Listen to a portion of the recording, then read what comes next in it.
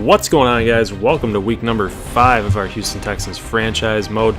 We've got a game against the Chiefs coming up here in week number 5. And if you guys did not see the last episode, make sure you check that out because we were 1-2 at that point, and we ended up taking a W at home against Tennessee Titans.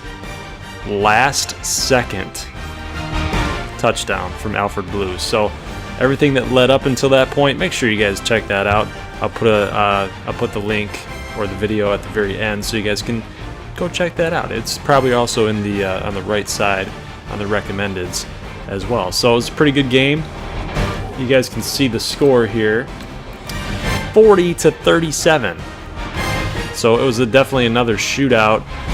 The Texans offense seems to be coming alive, but some of the yards in this simulation, defensively and offensively, are getting a little too high. So I ended up moving down the clock, the minutes.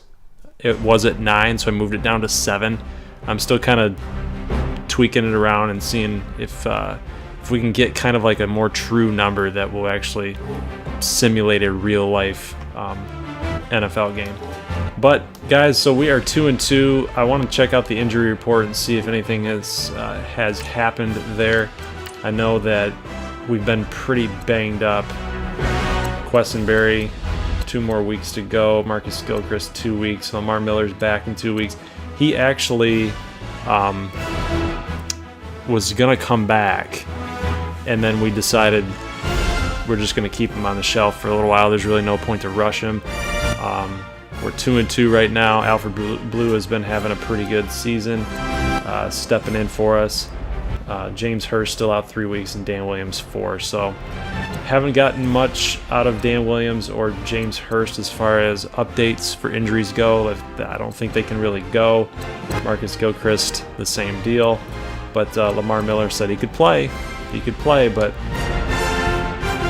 the chance of re-injury was extremely high, so we decided not to go that route. But yeah, so you guys saw in the last episode we made a trade for PJ Williams at corner. So there he is right here. So we got an 81 with Kevin Johnson, PJ Williams 76, Jonathan Joseph, and Kareem Jackson. So it's a pretty solid cornerback group, but again, the issue is secondary, because you guys have seen it in the last video against the Titans. You know, that defense for the Texans just wasn't there again. A lot of big passing plays, a lot of runs up the middle that the secondary wasn't really there against DeMarco Murray and Derrick Henry. So got to get that thing shored up somehow, some way. Let's scout some players before we get into the Chiefs gameplay.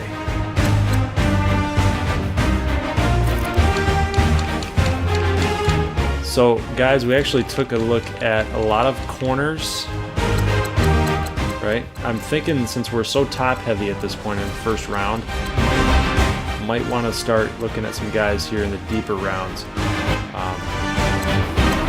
Like these 6'2" type of guys. That's guys I want to look at. C+.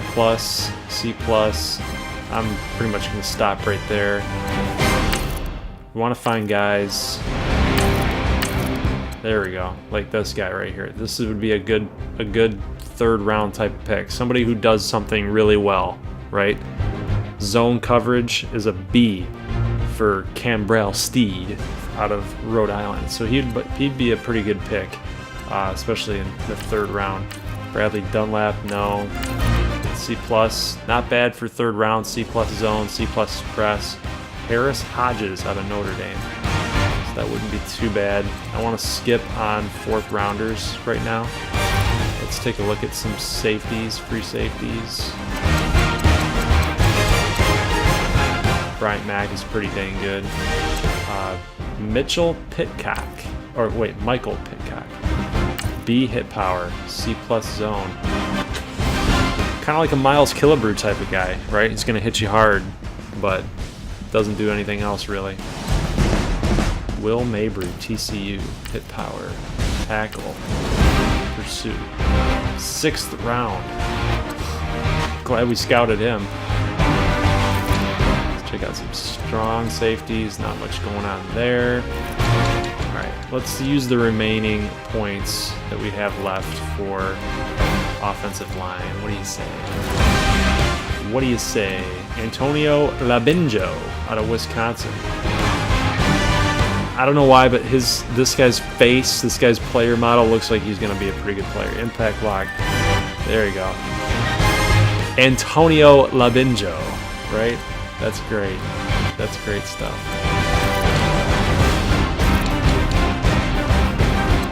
All right, and then we might as well just waste our picks here.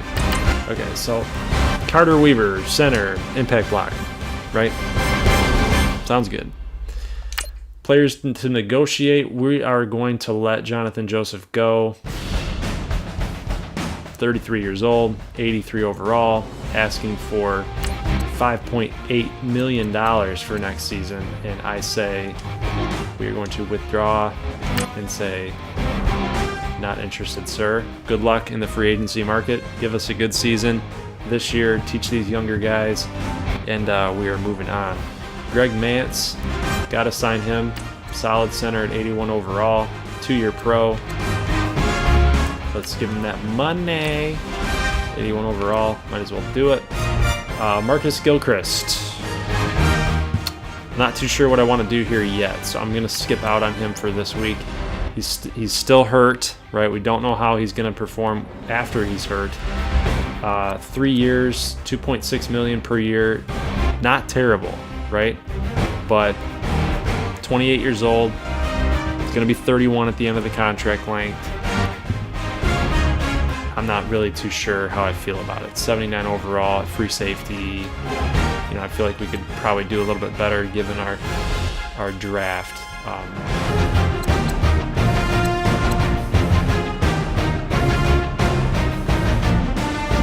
And then we got Marcus Gilchrist, guys. I think we're actually going to skip out on Marcus Gilchrist for right now. Eric Pleasant is a 76 overall, right? He's not hurt. He's playing okay, right?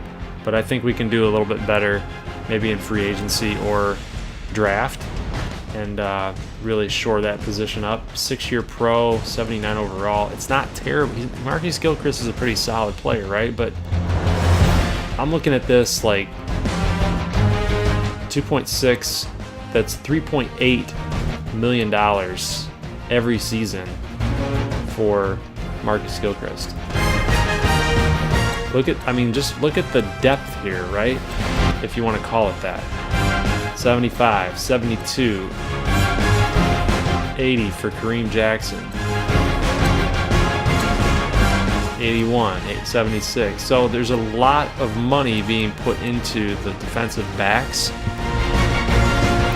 with not a whole lot of separation, right? At least you're getting what you're paying for here at linebacker with McKinney, Cushing, Clowney, Merciless, right? But here it's just kind of like a hobglob of it's kind of a mess, right? So the odd man out would be Marcus Gilchrist if we can't afford him. It's probably something we have to revisit. So we'll have to figure that out when he comes back. But I'm not really looking to re-sign him while he's hurt. So that is it, guys, for this opener. Let's get right into the gameplay here against the 0-4 Kansas City Chiefs. 8:30 p.m. Looks like that's going to be a Sunday night game. And I'll see you guys in just a moment.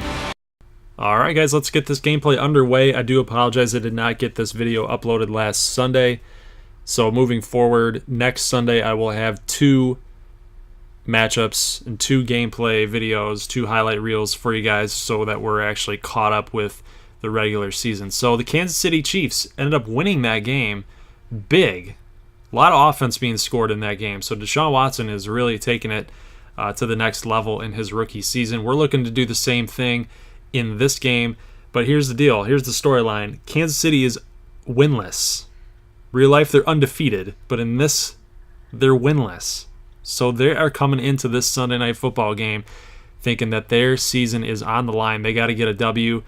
For the Houston Texans, sitting at 2-2, got to get to 2-3. This is a game of separation, as the entire AFC South right now is tied 2-2.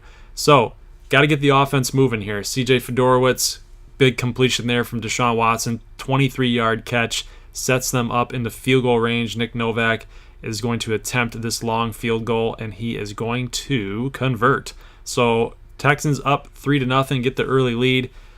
Kansas City defense kind of shut them down after that big catch by Fedorowicz. First possession for the Kansas City Chiefs. Alex Smith dropping back. He's got time for days, and then no secondary is going to stop Tyreek Hill and that speed. So, guys, again, the defensive backs for Houston have no answers. They're absolutely struggling this season. I mean, how do you let Tyreek Hill get that wide open? He's the guy that you got to watch out for. Kareem Jackson had no chance in covering him one-on-one, and there's no safety that was over there to help him out.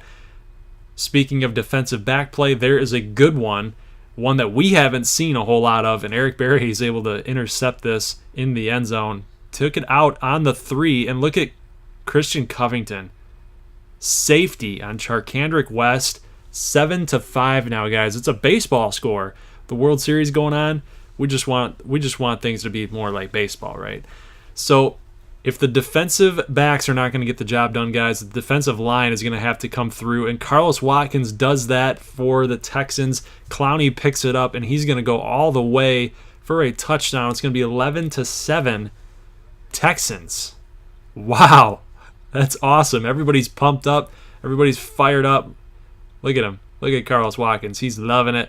Yeah, that's right. So, again, guys, if the defensive backs are not going to be able to create turnovers or get anything going for us, the defensive line is going to have to make plays like the one we just saw here.